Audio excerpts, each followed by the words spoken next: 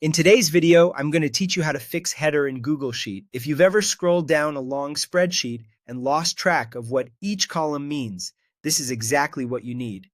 When we say fix the header, we mean keeping your header row locked at the top of the screen so it stays visible while you scroll. This makes data entry, review, and analysis much easier, and it helps prevent mistakes. First, make sure you're looking at the sheet where your data lives.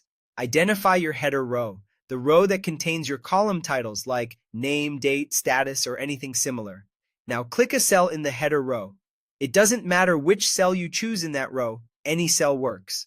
If your header spans more than one row, maybe you have a title line and a subheader, click a cell in the lowest row that you consider part of the header. That way, everything above and including that row will stay fixed. Be careful not to click a cell below your intended header, because Google Sheets will freeze up to the row you select. Choosing the right row here sets the boundary for what stays in place.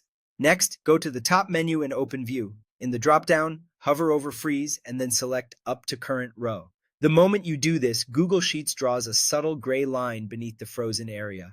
That line is your visual cue that the header is now fixed. From now on, as you move down your sheet, the header remains anchored at the top of the grid, making it simple to match each piece of data to its correct column. Freezing your header doesn't change your data, formulas, filters, or sorts. It only affects how the sheet is displayed on your screen. It's especially helpful when collaborating because it ensures everyone sees the same consistent reference at the top.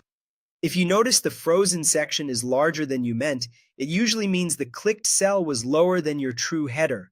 Selecting the correct header row before freezing gives you a clean, minimal fixed area and maximizes space for your data below. That's all there is to it. Click a cell in the header row, then go to View, Freeze, and choose Up to Current Row. With your header fixed, navigating large datasets becomes faster, clearer, and far less error-prone. Enjoy a smoother workflow in Google Sheet.